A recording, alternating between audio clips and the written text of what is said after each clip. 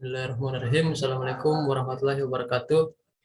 Perkenalkan, nama saya Sudarman Dimati, NIM 1904 014 065. Baik, saya akan menjelaskan sedikit tentang materi robotika.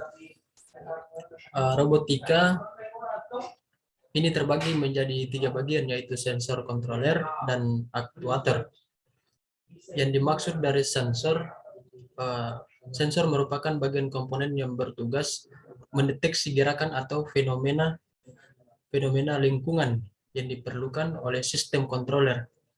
Sistem yang paling sederhana seperti sensor on atau off menggunakan limit switch ataupun sistem analog. Adapun dari sensor seperti sensor jarak, ultrasonik, sensor cahaya, IR, kamera, dan kompas digital. Yang ada controller. Controller merupakan rangkaian elektronik yang setidaknya terdiri dari rangkaian prosesor ataupun microcontroller, sehingga conditioning untuk sensor dan driver untuk aktuator. Nah, contoh type controller sendiri yaitu basic, stem, atmega, big. Oke. Yang terakhir aktuator. Nah, aktuator merupakan perangkat elektromekanik yang menghasilkan daya gerakan. Aktuator diaktifkan dengan menggunakan lengan mekanis yang biasanya digerakkan oleh motor listrik yang dikendalikan oleh media controller otomatis yang terprogram, di antaranya microcontroller. Berikut beberapa contoh microcontroller. Yang pertama itu receiver, artinya koneksi remote control. Yang kedua distribution board, yang artinya membagi tegangan di setiap motor. Yang ketiga baterai, sumber tegangan.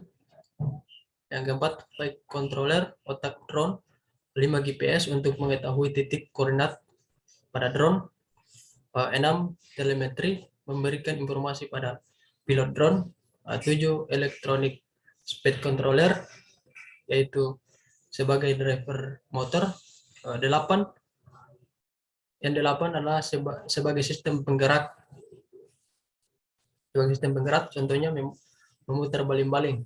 Yang ke-9 profiler, artinya baling-baling yang sebaliknya yang akan menjelaskan mengenai robot dalam industri. Yang pertama itu kelebihan robot dalam industri. 1, kestabilan dan meningkatkan kualitas produk. Di antaranya yaitu hasil produksi berkurang dari dan jam kerja 24 jam sehari. Yang kedua yaitu kekurangan robot dalam industri.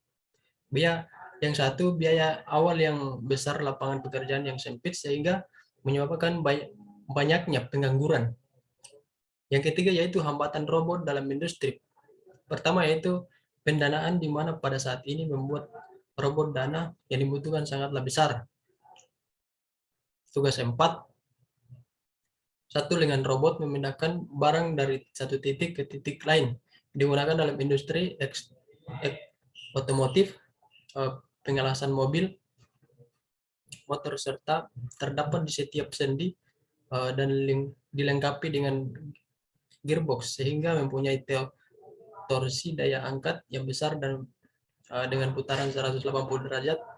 Pengembangannya menggunakan sensor. Oke, sekian dari saya tentang tugas robotika. Assalamualaikum warahmatullahi wabarakatuh.